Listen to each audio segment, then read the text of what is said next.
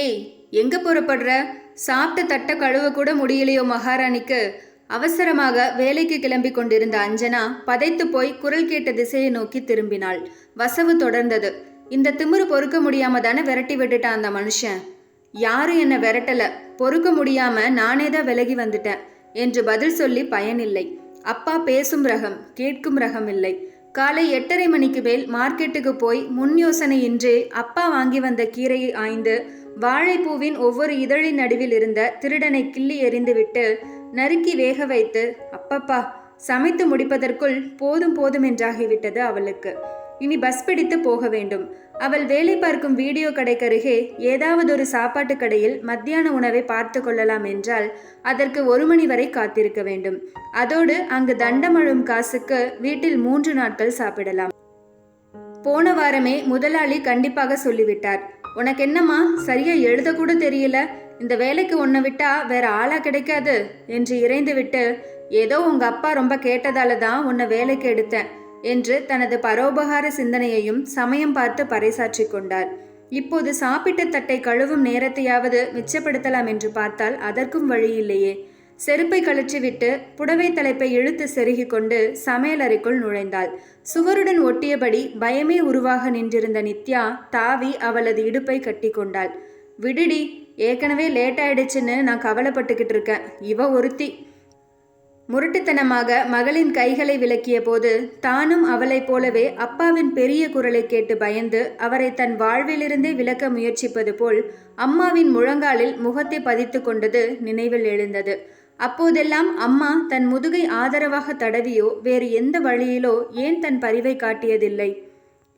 12 வயதான போது பள்ளி பரீட்சையில் குறைவான மதிப்பெண்கள் வாங்கிய மாபெரும் குற்றத்துக்காக குடித்த போதையில் என்ன செய்கிறோம் என்றே புரியாது அவள் முகத்தில் கத்தியில் அவர் கீறி இரத்தமும் வடிய ஆரம்பித்த போது ஓடிப்போய் அத்தையை கட்டி கொண்டாள். பெண்ணுக்கு பெண் ஆதரவாக இருக்க மாட்டாளா என்ற நப்பாசையில். உங்க மாமாவும் உங்க அப்பா மாதிரி முன்கோபிதான். நான் வாங்காத அடியா உதையா? 40 வருஷமில்ல பட்டிருக்கேன் என்று பெருமை பேசியவள், இப்பவே பழகுனா நீ கட்டிக்க போறவன் என்ன செஞ்சாலும் தாங்கிக்க முடியுமில்ல என்று வரட்டு தத்துவம் வேறு பேசினாள். அதன் பின்னர் ஒரு ஆசிரியை, முட்டாள், வீட்டு பாடத்தில் இவ்வளவு தப்பா? நீங்கெல்லாம் ஏன் படிக்க வரீங்க என்று திட்டிய போது அவமானமோ வருத்தமோ எழவில்லை. வீட்டில் அப்பா கொடுத்த தண்டனைகளால் தான் எவ்வளவு திடமாக இருக்கிறோம் என்ற அற்ப பெருமை கூட உண்டாயிற்று. ஒழுக்கம் என்ற பெயரில் தாராளமாக தண்டனைகள் வழங்கிய தம் தந்தைமார்களை பற்றி சக மாணவிகள் பேசுகையில் நான் மட்டும் தனியாக இல்லை என்று ஆறுதலாக இருந்தது.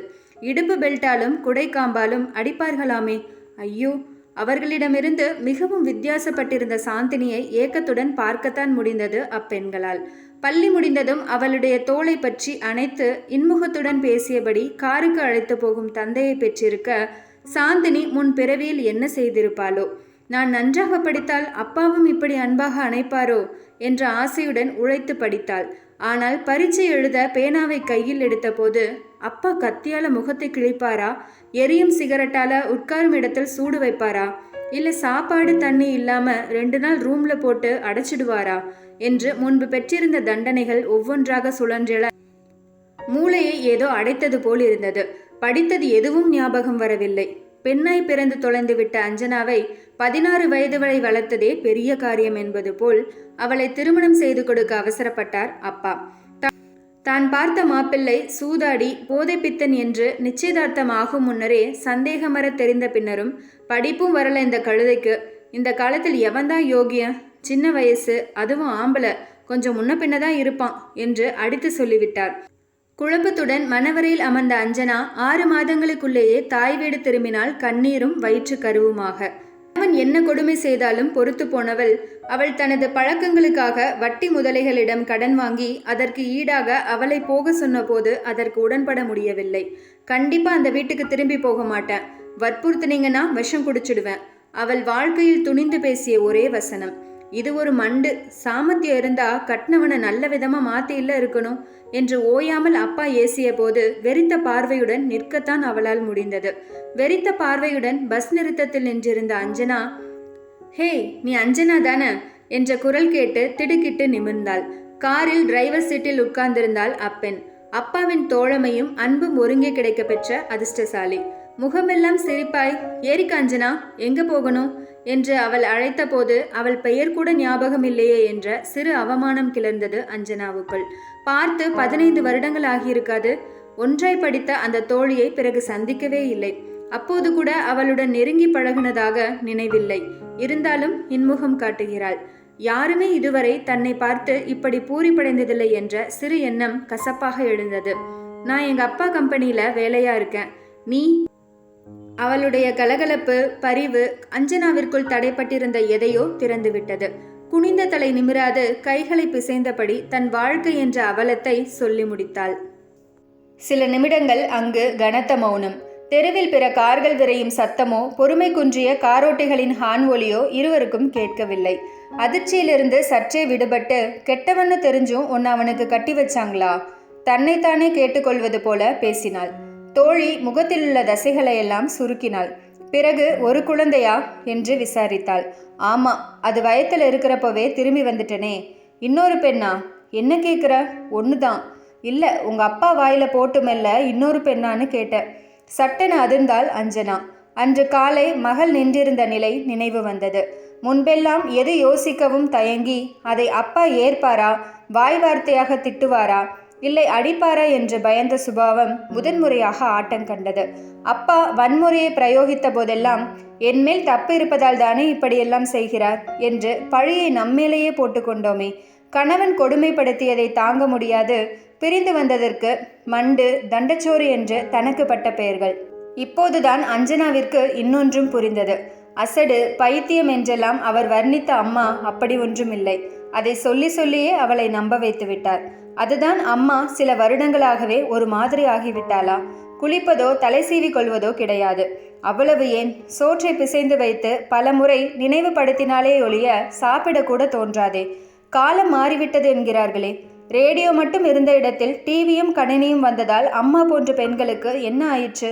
நடைமாட்டு வண்டி என்றிருந்தது மாறி இப்போது அவ்வளவாக வசதி இல்லாதவர்கள் கூட விமான பயணமாம். அதனால் காலம் மாறிவிட்டதென்று அர்த்தமா? வாழ்க்கை முறையில் எவ்வளவு மாற்றங்கள் வந்தாலும் சில நியதிகள் ஏன் மாறவில்லை? யார் மாற்ற விடவில்லை?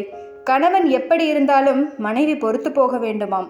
இல்லாவிட்டால் அவளுடைய மகள் அல்லது தங்கைகளின் வாழ்க்கை துளிர்க்காமலேயே பாழாகிவிடுமாம். இப்படியெல்லாம் சொல்லி சொல்லியே பெண்களை அடிமைத்தனமான வாழ்க்கைக்கு பழக்கிவிட்டார்கள். பாவம் அம்மா தனக்காக எப்படிப்பட்ட நரக வாழ்க்கையை பொறுத்து போயிருக்கிறாள். வேலைக்கு போக பிடிக்காது மீண்டும் வீட்டுக்கே திரும்பிய போது அஞ்சனாவின் மனம் தெளிவாக இருந்தது. வழக்கம் போல் அம்மாவை குப்புற போட்டு முதுகை ஈரத்துணியால் துடைத்து விட்ட போது ஏதோ கடவுள் சிலைக்கு அபிஷேகம் செய்வது போல் ஒரு உன்னதமான உணர்வு எழ சிலித்தது. அம்மா பேசுவதே அபூர்வம். அன்று ஏதோ பேச முயன்றாள். அஞ்சு, நீ தனியா போயுது என்று குழறினாள். மகளின் கை ஒரு கணம் செயலிழந்தது. சிறுவயதில் தான் அப்பாவுக்கு பயந்து ஓடிப்போய் கட்டி கொண்ட போதெல்லாம் திரும்பவும் அணைக்காதவள் இன்றோ வார்த்தைகளாலேயே உதவிக்கரம் நீட்டுகிறாள். சிறு மகிழ்வூடே உண்மை புரிந்தது. அம்மா அவளுக்கு ஆதரவாக நடந்து கொள்ளாதது அன்பு இல்லாததால் அல்ல. ஆற்றில் மூழ்கி கொண்டிருப்பவனால் எப்படி இன்னொருவனை கை தூக்கிவிட முடியும்? அஞ்சனாவுக்கு ஒன்று புரிந்தது. கூட்டை திறந்து விட்டாலும் வெளியே பறக்க அஞ்சும் பறவையைப் போல் இருப்பது மடத்தனம். சந்தர்ப்பம் கிடைக்கும்போது பறந்து விட வேண்டும். மூட்டை கட்டிட்டு எங்க பறந்துகிட்டு இருக்க? எவனோட ஓட போறதா உத்தேசம்? வார்த்தையிலேயே விஷத்தை கக்கிய அப்பாவை நிமிர்ந்து பார்த்தாள். அஞ்சனா அவளுடைய முதுகும் சமயத்திற்கேற்ப நிமிர்ந்தது. அதன் எதிர்விளைவு போல அப்பாவின் உடல் பின்னோக்கி போயிற்று. மூச்சை பலமாக இழுத்து கொண்டது அவளுக்கும் கேட்டது. இந்த மனிதரை எதிர்ப்பது இவ்வளவு எளிது என்று முதலிலேயே தெரியாமல் போய்விட்டதே. ஒருத்தர் வீட்டில் தங்குற வேலை, நீ படிச்சு கழிச்ச லட்சணத்துக்கு பின்னர் ஆஃபீஸர் உத்தியோகமா கொடுப்பாங்க என்று எக்காலமிட்டவர் அந்த வீட்டில் எத்தனை ஆம்பளைங்க என்று தொடர்ந்த போது முதன்முறையாக அஞ்சனாவுக்கு அப்பாவின் மனோநிலையில் சந்தேகம் உண்டாயிற்று.